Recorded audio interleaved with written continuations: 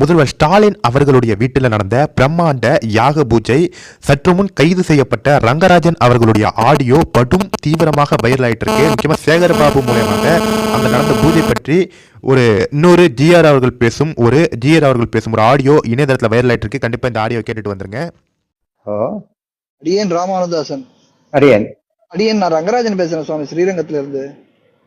அடியேன் எம்பார் அடியேன் தெரியும் சார். அடியேன் நம்ம மடத்தையும் சம்பிரதாயத்தையும் காக்கிறதுக்கு தான் தேவரீர் வந்து இப்ப சன்னியாசியே ஆயிருக்கு. ஆமா, தனி மனுஷனை வந்து திருப்திப்படுத்துறதுக்காக தேவர் ஆகல. இல்ல சொத்து மடத்துக்கு சொத்து இருக்கு, அந்த சொத்து என்ரோல்மெண்ட்ல இருக்கு. அதனாலே அந்த சொத்துல தலையிடாதுன்னு சொல்லிட்டு இருக்கா. நான் சேகர் பாபு பார்த்த போது அவர் என்ன சொன்னார், உமக்கு நான் ஏன்பா நீங்களே எவ்வளவு சம்பளம் வாங்குறீங்கன்னு கேட்டாரு ஈவோவை. ஒரு ஃபங்க்ஷன் போயிருக்கும் போது, ஏன் இவருக்கு 5000 போனீங்களா? துர்காஸ்தான வீட்டுக்கு போனீங்களா? இல்ல சேகர் பாபு தான் அந்த ஃபங்க்ஷனுக்கு தான் போயிட்டு வந்தேன். என்ன ஃபங்க்ஷன்? அது ஏதோ அந்த நூல் வெளியீட்டு விழா, அந்த ஏதோ ராமானுஜர் நூல் வெளியீட்டு விழா, அதுலதான் போயிருந்தாரு வெஞ்சி.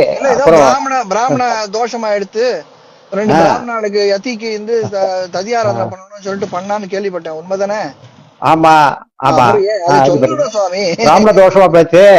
அதனால எதிகளுக்கு போடணும்னு சொல்லி, இல்ல சுவாமி அதெல்லாம் நான் அரசியல்ல வர மாட்டேன், நான் ஏதோ இது இந்து மத அரசியல் சார்ந்த இது, அதனால நான் இதை மதிப்பு கொடுக்கணும்.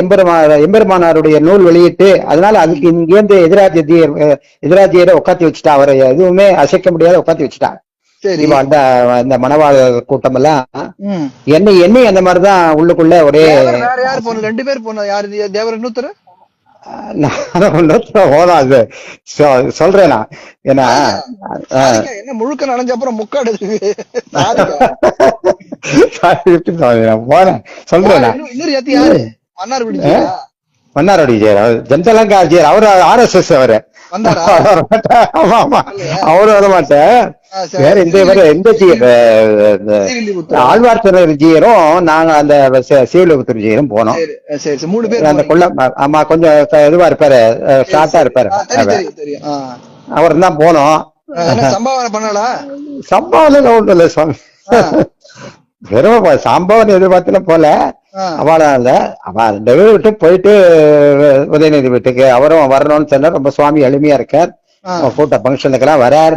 அதனால ஏதோ சன்னியாசி காலடி வச்சா ஜோசியன் சொன்னாரா, அது அடுத்த தடவை ஆட்சிக்கு வருவாருன்னு சொன்னா.